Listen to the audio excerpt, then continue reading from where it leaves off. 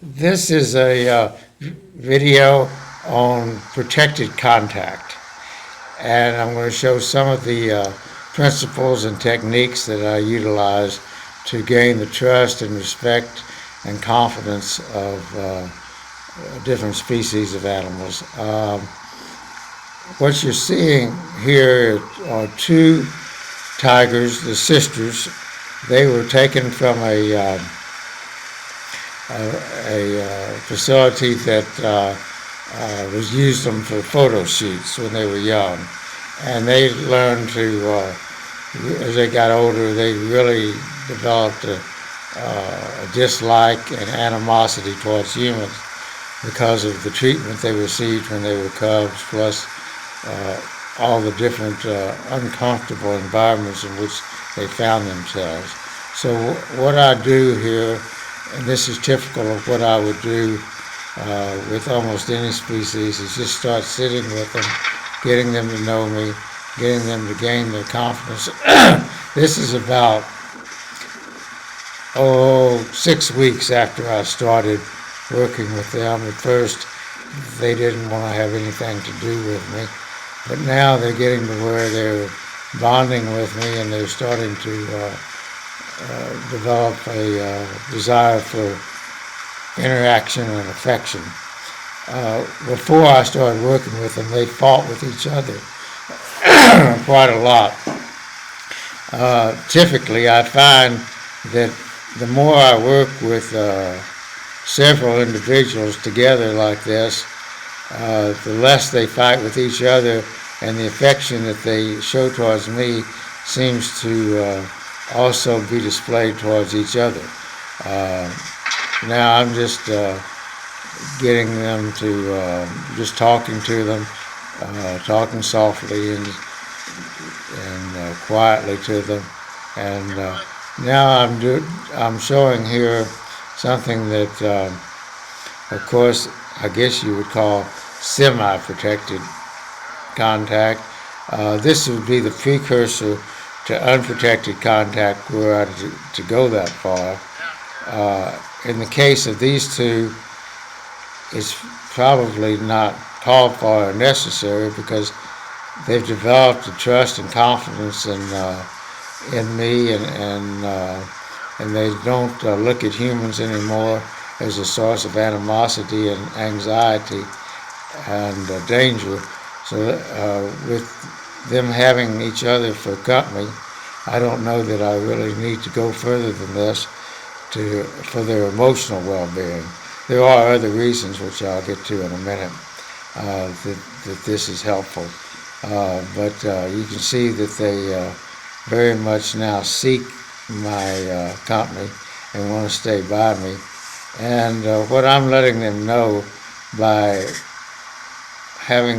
opening that gate and having a connection to them without the fence in between is that they learn that the same thing that we learn, that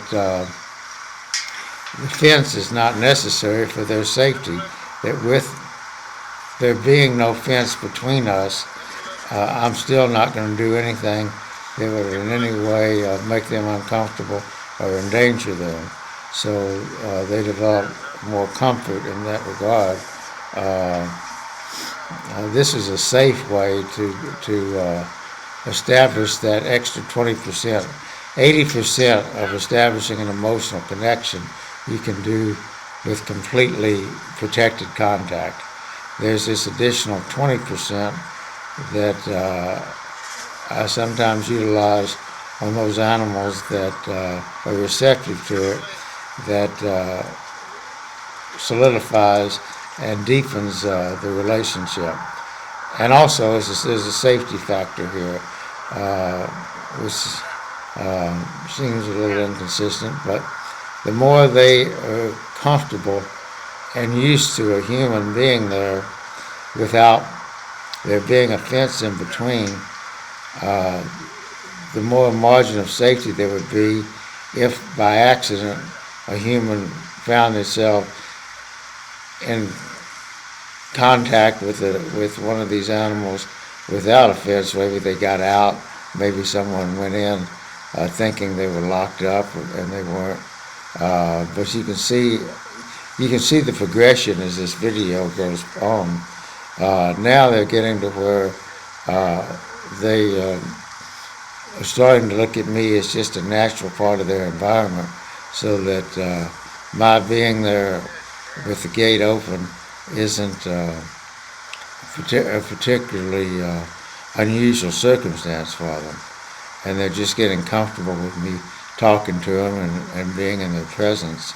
In their case, this is probably as far as I will go with them, because, as I say, there's no real emotional enrichment reason to go further into the unprotected contact for any benefit on their part. What I'm trying to do now is just see how far I can get them to modify their behavior to make me comfortable with their presence. So that's the key criteria that's necessary for any protected contact, the way I do unprotected contact, because I use no reward and no punishment. All I use is emotional interaction, so that in order for me to safely be in communication with them in an unprotected manner, they have to want me in their presence to the extent that they will modify their behavior to the level that they know will make me comfortable. And you can see they're getting to that point now. I don't think you take a scientific study to see that the cat there to the left is quite comfortable with me being there, looking around, licking his lips, looking in other directions, and now she's completely accepting of the fact that my presence is just a welcome addition to their day. What she's doing now is, it kind of has several meanings. It's kind of a bit of a flirting behavior, and it's also just displaying the fact that she wants me to know that she's comfortable with me being there. Her sister is out of the camera, right behind the camera, just lying down as well. And now she's just additionally giving me signals that my presence is welcome, because you see, she's making sure not to do anything that in any way could be construed as threatening. And in fact, she's walking away from me. So she's trying to give me signals. These animals are unbelievable in the complexity of what they understand they need to do if they choose to have you as part of their life.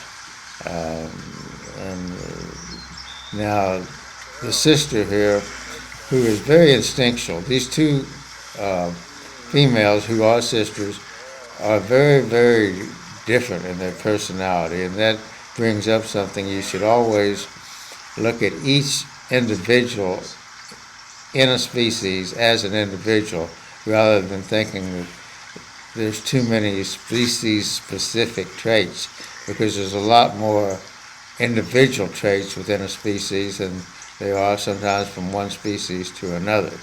And that's a mistake that's often made. What you're seeing here is as the progression goes, and by the way, this progression in this video took place over about a month, so you can see how much has changed.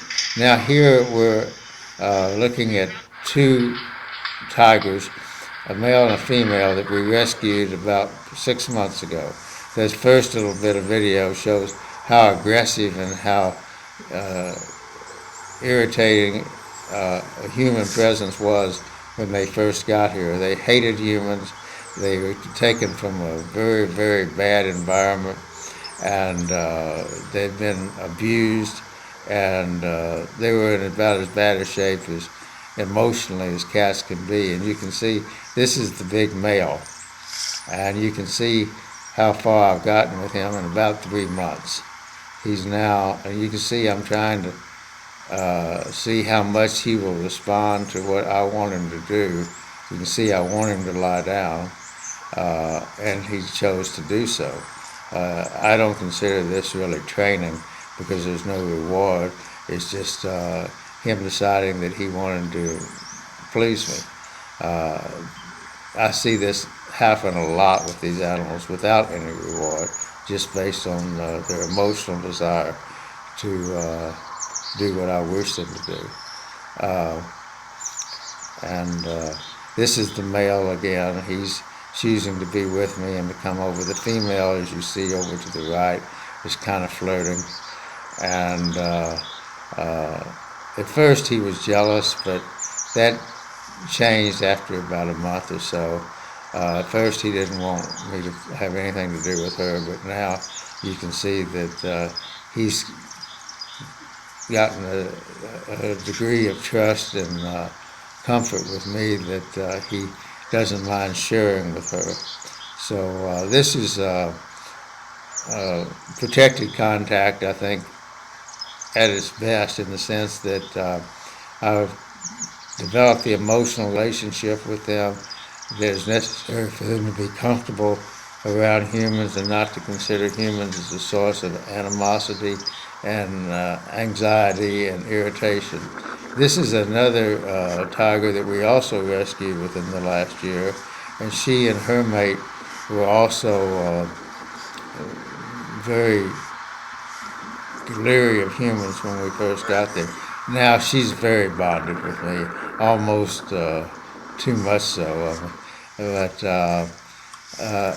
these are two brown bears that just came out of hibernation, and I'm just showing the emotional enrichment that I do with them. To they have, there's four brown bears in here actually, and they have each other to play with. So the purpose of the emotional enrichment here is just to make them comfortable around their human caregivers, and also to look at their caregivers as a source of security and comfort. They do have an emotional well-being with each other. This is an Amur leopard that was in an outreach program at a zoo, and she really disliked humans when we got her. She was about 18 months old when we got her and her sister. Her sister recently died. But this leopard has now become, as you can see, very, very bonded with me, and really looks forward to our interaction, and this becomes a very important part of her day to spend a little time with me and have my presence there. And again, just sitting, talking to her, making her comfortable with my presence has allowed her to look at humans in a whole different way. And this kind of brings up something. Personally, I don't think that leopards are ever a good choice for an outreach program. They're just too sensitive to external stimuli and to strangers and to strange environments. And every leopard I've ever heard of being in an outreach program learned to dislike humans by the time they were adults, and didn't want to have anything to do with humans. As you can see here, sometimes it can be reversed, sometimes it can't. This tiger is Titan. He is a huge white male tiger. He's intact. He came to us in a typically bad situation. He was owned by a Mexican circus, who then sold him to a small traveling U.S. circus, and they quickly found out within a week or so that he was too aggressive for them to use in their show. So the USDA called us because they were going to dispose of this tiger, and the USDA didn't feel like it was going to be in a good way. So we got this tiger, and he had been physically abused, disliked humans, didn't want to have anything to do with humans. For the first 2 months, he did not leave his house when there were any humans around. He didn't want to have any contact whatsoever. So through our emotional enrichment program of just getting him to start looking at us as a source of security and comfort and support, he's progressed to the point that you see now where he enjoys sitting with me and with my assistant. And you notice I just touched his nose. He occasionally just wants to be reassured that he's going to get a positive and gentle touch when he touches me. And you can see that he's very relaxed and comfortable. And he represents one of our many very successful emotional enrichment programs that was done completely with protected contact. I have gone in with him. He's not aggressive with me. He doesn't really. He trusts me enough to be close to me, but I think that probably we'll only work with him in protected contact.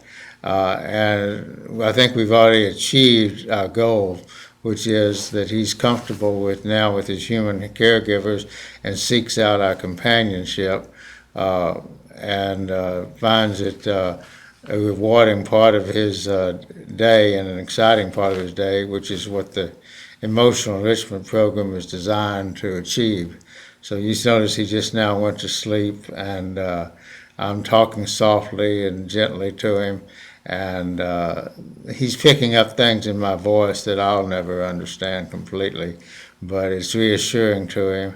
And the longer I sit there, the more comfortable he gets. So this is something we're very pleased with.